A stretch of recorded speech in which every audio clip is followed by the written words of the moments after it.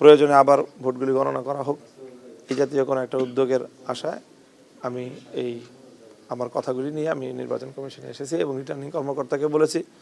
উনি বললেন এটা সচিব মহোদয়ের সাথে কথা বলতে, আমি সচিব মহোদয়ের সাথে কথা বললাম। গণভোটের যে ব্যালটটা, গণভোটের সেই ব্যালটে সিল মারার জায়গা কিন্তু হা এবং না যেখানে লেখা, সে হা না আর উপরে না, ঠিক তার ডান দিকের ঘরে হা না লেখা সিল মারার জায়গা। তো স্বাভাবিকভাবেই মাস পিপল ভোটাররা যারা, তারা এত তো খুঁটিনাটি করতে পারেন নাই।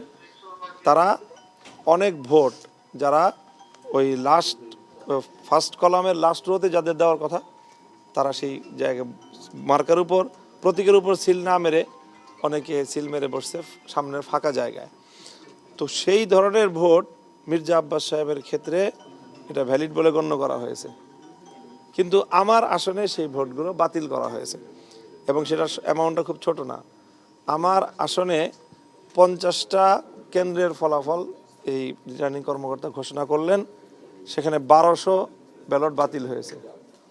তো সেই হিসাবে আমার ধারণা যদি 138টা কেন্দ্র, আমার 138টা কেন্দ্রে যদি এই হারে ব্যালট বাতিল হয়ে থাকে, তো সেটা হয়ে যাবে 3000-এর উপরে, 3500-এর মতো।